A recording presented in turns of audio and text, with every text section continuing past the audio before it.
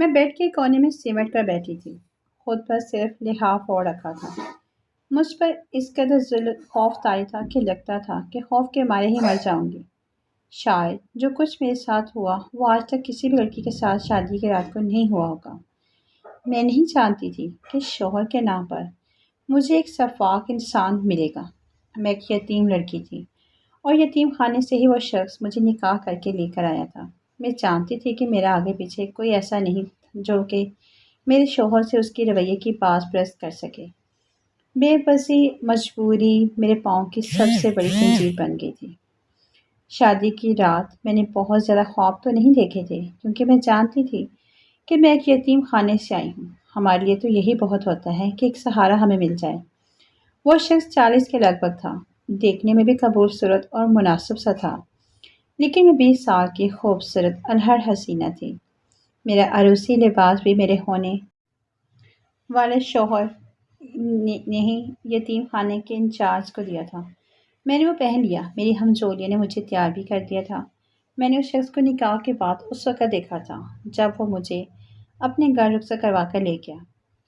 رخصتی کے وقت اس نے مجھے برقع نقاب پہنایا تھا، اس لیے میں نہیں جانتی تھی کہ میری قسمت کا خریدار کون تھا۔ بہرحال میں روتے دھوتے اپنی ہمجولیوں سے بچھڑ کر جمال کے ساتھ اس کے گھر پر آئی تھی۔ وہ ایک متوسط گھرانے سے تعلق رکھتا تھا۔ گھر میں اکیلا ہی رہتا تھا، لیکن گھر ایک اچھے پوش علاقے میں صاف ستھرا بنا ہوا تھا۔ 3-4 کمروں کا مکان تھا جہاں رہنے والے بس وہ ایک ہی مقیم تھا۔ یتیم خانے کے انچارج نے مجھ سے یہ کہا تھا کہ اس نے تمہاری تصویر دیکھ کر تمہیں پسند کیا ہے۔ بہرحال میں نے اپنی آنکھوں میں کوئی زیادہ خواب نہیں سجائے تھے۔ میرا ہاتھ تھام کر جمال نے مجھے کمرے میں بٹھایا تھا، پھر کہنے لگا کہ اپنا برقع اتار دو، میں کچھ دیر بعد آتا ہوں۔ یہ کہہ کر وہ کمرے سے چلا گیا۔ میں نے اپنا نقاب اور برقع اتارا، کمرے کو ستائشی نظروں سے دیکھا کیونکہ کافی خوبصورت فرنیچر میرے کمرے میں سجایا گیا تھا اور اس وقت تو پورا کمرہ پھولوں سے مہک رہا تھا۔ میرے دل میں شادی کے لیے امنگیں لگی تھیں۔ میں خوش ہو گئی۔ اب تک کی محرومیاں مجھے جمال کے گھر پر پوری ہوتی ہوئی نظر آ رہی تھی، لیکن میں نہیں جانتی تھی کہ یہ میری آزمائشوں کی ابتدا ہے۔ بہرحال کچھ دیر بعد جب جمال کمرے میں داخل ہوا تو اسے دیکھ کر میرا دل یک بارگی سے دھڑکا تھا۔ اس کی سانولی رنگت، بھدے نقش اور بڑا وجود دیکھ کر میرا دل تو جیسے سیز کر رہ گیا تھا۔ مجھے لگا کہ یتیم خانے کے انچارج نے میرے ساتھ بہت بڑی زیادتی کر دی ہے، لیکن بہرحال یہ میری قسمت تھی اور میں اپنی قسمت سے لڑ نہیں سکتی تھی۔ ماں باپ تو تھے نہیں جو مجھ سے میرے رشتے کی بابت دریافت کرتے تھے۔ مجھے تصویر دکھا کر میری رضا بندی پوچھ رہے تھے۔ یتیم خانے میں تو جو رشتہ آ جائے بس لڑکیوں کو بیاہ دیا جاتا ہے۔ میں نے اپنا دل بڑا کیا اور یہ سوچا کہ چلو ہوتے ہوتے مجھے اپنے شوہر سے محبت ہو ہی جائے گی۔ میں نہیں جانتی تھی کہ وہ شوہر نہیں بلکہ ایک شفاق انسان ہے۔ شادی کی رات بجائے میرے پاس بیٹھنے کے وہ سامنے اپنی ریوالونگ چیئر پر بیٹھ گیا، اپنی ٹانگ پر ٹانگ رکھ کر جیب سے سگریٹ نکالی اور پینے لگا۔ میں دلہن بنی بیڈ پر سمٹ کر بیٹھی ہوئی تھی، اس کی بے باک نظریں میرے پورے وجود پر سفر کر رہی تھی۔ میں اس وقت بے حد نروس تھی، کچھ فطری سی بات تھی اور کچھ مجھے اپنے شوہر کی نظریں اچھی نہیں لگ رہی تھی۔ مجھے وہ راحت اور سکون ہی بخش رہی تھی جیسا کہ اس رشتے کا تقاضا ہوتا ہے۔ سگریٹ پیتے ہوئے اس نے مجھے کہا، اے لڑکی اپنا دوپٹہ اتارو۔ یہ سن کر برجستہ میں نے اسے دیکھا تھا۔ میں نے اس کی جانب دیکھا تھا، میری آنکھوں میں حیرت تھی۔ شوہر کو تو چاہیے تھا کہ میرے پاس بیٹھتا، مجھے اعتماد میں لینے کی کوشش کرتا، لیکن اس نے جو کچھ میرے ساتھ کیا ناقابل فہم سی بات تھی۔ بڑا متکبرانہ تاثرات میرے شوہر کے چہرے پر دیکھ کر مزید گھبرائی تھی۔ سمجھ نہیں پا رہی تھی کہ کیا کروں اور کیا نہ کروں۔ اب میں عجیب سی کیفیت میں مبتلا تھی کہ بھلا یہ کیا طریقہ ہے۔ جب اس نے دوبارہ سے سخت لہجے میں کہا، تمہیں سنائی نہیں دیتا، اپنا دوپٹہ اتارو۔ میں گھبرا کر اپنے دوپٹے سے پنیں اتارنے لگی، میرے ہاتھ خوف کے مارے لرز رہے تھے۔ جمال سامنے بیٹھا سگریٹ پہ سگریٹ پی رہا تھا اور میری طرف ٹکٹکی باندھے دیکھ رہا تھا۔ کچھ میں اس کی نظروں سے نروس سے ہو رہی تھی اور کچھ اس کی عجیب سی فرمائش پر۔ بہرحال میں نے اپنا عروسی دوپٹہ اتار کر بیڈ پر رکھ دیا۔ اب تو اس کی چبھتی نظریں مجھے مزید الجھن میں مبتلا کر رہی تھیں۔ مجھے شرم سے محسوس ہو رہی تھی۔ وہ کہنے لگا، اپنے زیورات بھی اتارو۔ اس کی ہر بات مجھے پریشانی میں مبتلا کر رہی تھی۔ میں نے آہستہ آہستہ سے اپنے سارے زیورات اتار کے رکھ دیے، لیکن اس کے بعد جو کچھ اس نے مجھ سے کہا، میں نے صاف انکار کر دیا اور فوراً بیڈ سے کھڑی ہو گئی۔ میرے انکار پر تو جیسے جمال کی آنکھیں لہو رنگ ہوئی تھیں۔ وہ غصے سے کھڑا ہو گیا اور میرے پاس آ گیا، کہنے لگا، تمہیں سنائی نہیں دے رہا میں نے تم سے کیا کہا ہے؟ اس کے لہجے نے میری جان ہی ہوا کی تھی۔ میں نے کہا، میں آپ کی یہ بات نہیں مان سکتی۔ وہ غصے سے کہنے لگا، اگر میری بات سے تم نے انکار کیا نا، تو میں تمہارا حشر بھی کاٹ کے رکھ دوں گا۔ لیکن میں کسی قیمت پر اس کی بات نہیں مان سکتی تھی۔ میں نے کہا کہ میں یہ سب نہیں کر سکتی۔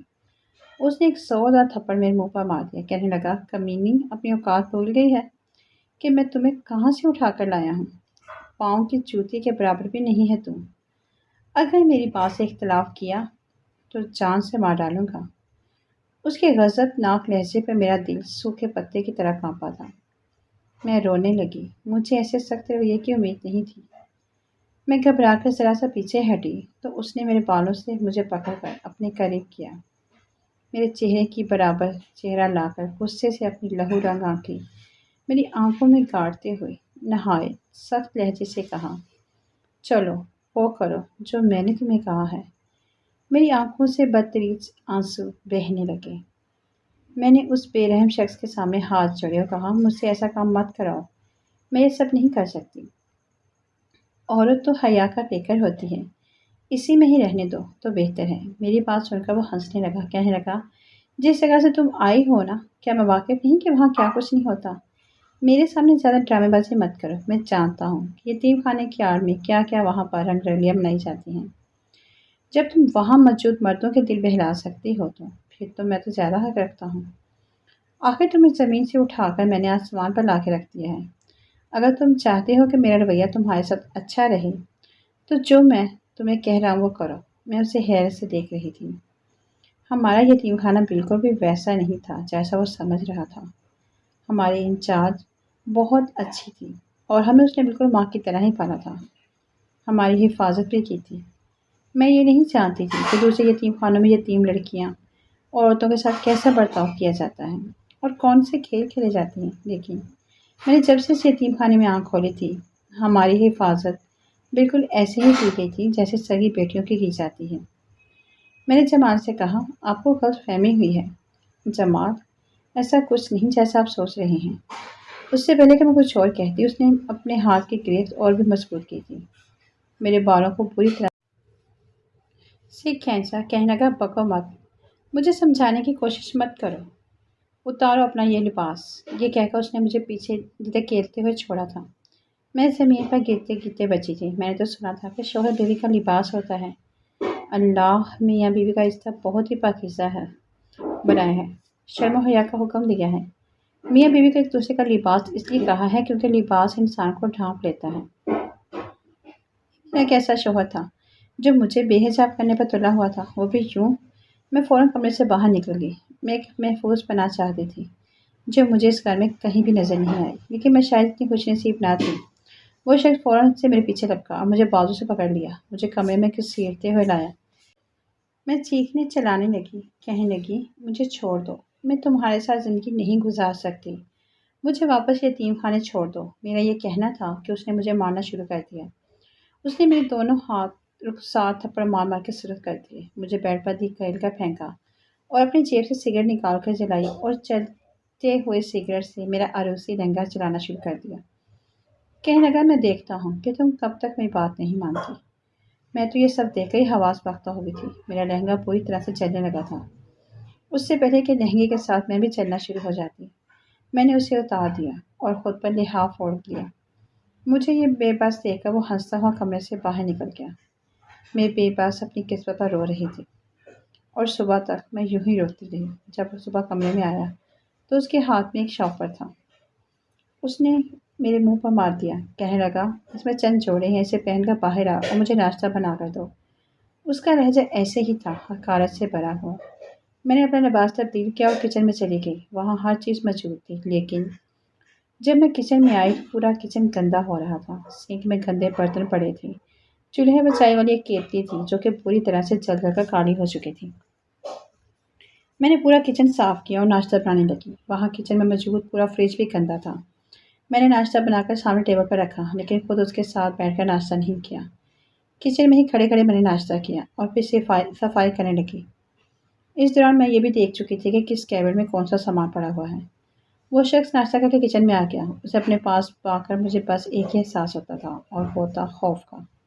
وہ میرے پاس آ کر کہنے لگا، جو حرکت تم نے رات کو کی ہے اگر تم نے آج بھی وہی دہرائی تو پورا کمرہ جلا کر رکھ دوں گا اور تمہیں بھی جلا دوں گا۔ یہ سن کر میں اگلا سانس لینا ہی بھول گئی تھی۔ یہ کہہ کر وہ کمرے سے باہر نکل گیا۔ جب میں کھانا بنا کر کچن سے باہر آئی تو وہ گھر میں نہیں تھا۔ میں نے سکون کا سانس لیا تھا، لیکن رات کے بارے میں سوچ کر میرا دل خوفزدہ سا ہونے لگا تھا۔ میں اب تک سمجھ نہیں پا رہی تھی کہ یہ شخص ایسا کیوں کر رہا ہے۔ اگر اسے ظلم ستم کا نشانہ ہی بنانا تھا تو ایک یتیم بے سہارا لڑکی کو ہی کیوں؟ وہ تو بیچاری بچپن سے ہی دکھ سہتی ہوئی اپنی زندگی گزار ہی ہوتی۔ بہرحال میں نے سوچا کہ مجھے گھر سے بھاگ جانا چاہیے، نہ جانے یہ شخص رات کو میرے ساتھ کیا کرے۔ مجھے اپنی قسمت پر پھر سے رونا آنے لگا۔ روتے روتے ہی میں نے رات کا کھانا بنایا تھا اور جب وہ شخص گھر کے اندر داخل ہوا میں خوف کے مارے اپنے کمرے میں جا کر دروازہ لاک کر کے بیٹھ گئی۔ میں اس کے آنے سے پہلے ہی کھانا کھا چکی تھی۔ میں اس کا سامنا بھی نہیں کرنا چاہتی تھی اور ایسا بھی نہیں تھا کہ دیوار پلان کر باہر جا سکتی۔ دیواروں کے اوپر بھی اس نے بڑے بڑے جنگلے لگا رکھے تھے کہ جن کو پھلانگنا مجھ جیسی لڑکی کے بس کی بات نہ تھی۔ میں نے تمام کمروں کی کھڑکیاں کھول کر دیکھی لیکن سب پر لوہے کا جنگلہ لگا ہوا تھا۔ مجھے لگا جیسے وہ ایک حیوانیت کا مظاہرہ کرے گا، اس لیے میں اپنے کمرے میں گئی، چھوٹے سے بیگ میں اپنے چند جوڑے ڈالے جو صبح کو لے کر آیا تھا اور باہر جانے لگی۔ جیسے ہی میں نے مین ڈور کھولنا چاہا تو میرے ہوش اڑ گئے کیونکہ گیٹ کو باہر تالا لگا ہوا تھا اور پورا بند تھا۔ گھر میں مجھے اس سے ڈر اور خوف محسوس ہو رہا تھا، لیکن 5 منٹ ہی مجھے ہوئے تھے کہ جب میرے کمرے کا دروازہ زور سے کھٹکا کہ میرے دل زور زور سے دھڑکنے لگا۔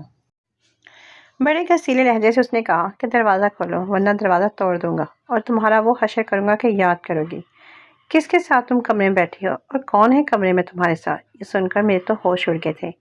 جس طرح کے حفاظتی اقدام اس نے کر رکھے تھے، کون یہاں آ سکتا تھا؟ میں نے فوراً سے دروازہ کھول دیا۔